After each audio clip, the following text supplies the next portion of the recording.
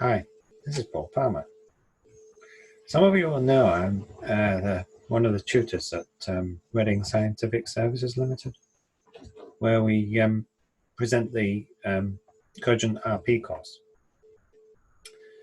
The course is a 3-day event and meets the gold standard. It's recognised by the MHRA, and it's a good way for people to get to the point where they're ready to be an RP, a responsible person. So the responsible person is involved in wholesale distribution. And the next course is running, must be next week, I think.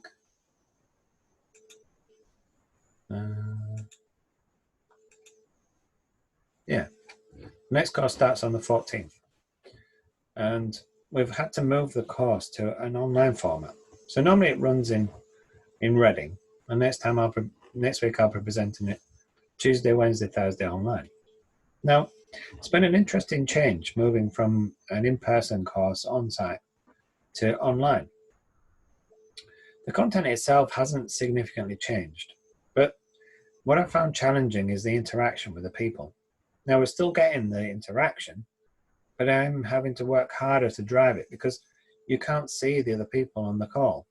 You go to a meeting is their chosen platform, and you can only see the slides, or you can show the presenter, but you can't actually show the people that are there present. So you have to encourage them on multiple occasions to give feedback. They can talk or they can send messages, but it's not the same as being in a room with people because you can't see the face-to-face interaction. And I know that's what a lot of people are facing at the moment, is struggling with the face-to-face interaction. Now, if you apply this in the workplace, when you're sending an email, how do you know how it's received? Do you know it's even opened and read? If you want to fix a problem, what's the best way? Well, for me, the best way is to go over and talk to the person. But what if you can't do that? What if they're in another country or on another site or furloughed or locked down or whatever you want to call it? You're not there to look face to face. Well, Microsoft have brought out the Teams platform, and I find the Teams platform is really good for getting the communication. You can see the other person, you can talk, you can have the body language. There's other platforms as well. The Zoom's really common at the moment, although the free version limits you to 40 minutes. And the good thing about Teams is it's free. I quite like the platform itself, although the edges around it is a bit bigger than I'd like it to be, but it does allow you to do what you want to do. And then put with it the whiteboard, Microsoft Whiteboard, and you can actually do a presentation, the diagrams online, and you can share it with the other people. So I'm actually quite liking that platform. And it gets over the problem of not being able to talk or see the other person, because you can actually collaborate. You can all join in and actually write on the whiteboard as you're working. And the whiteboard goes bigger than your screen, and you can see where the other person's writing because you write in different colors or there's the name next to it, depending on how you've got it set up. So it's quite nice. Now, back to the RP course. So one of the key concepts that you have to do as an RP is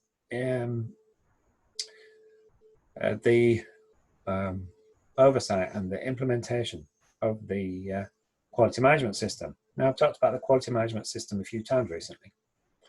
And what I want to talk about today is the actual implementation and maintenance. So you've written all your SOPs and you've got your forms and they're in use.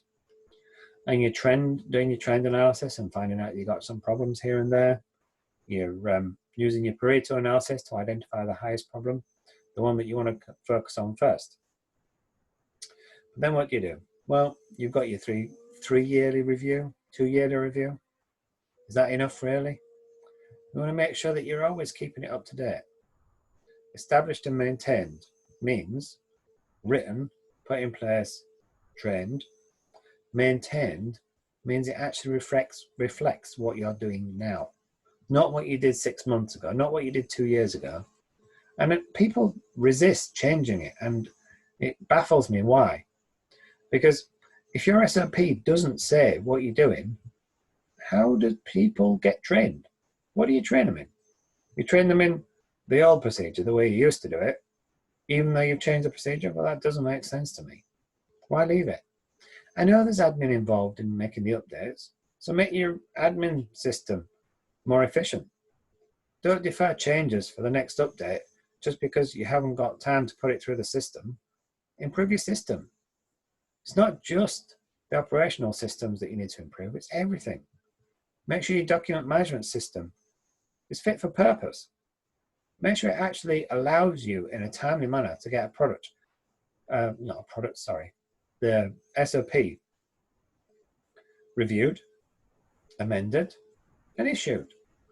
And then, of course, you've got the training. But make it efficient. Make it work for you. Make it work for the company. My preference, of course, is electronic, because you can route it around without somebody chasing a piece of paper. It's much faster. I think I've talked about EQMS already. The EQMS that was implemented, finished last year, early last year. It was an interesting project. But that's going to be the topic for another video. Because for today, I've finished. That's it. Thank you. It's Paul Palmer.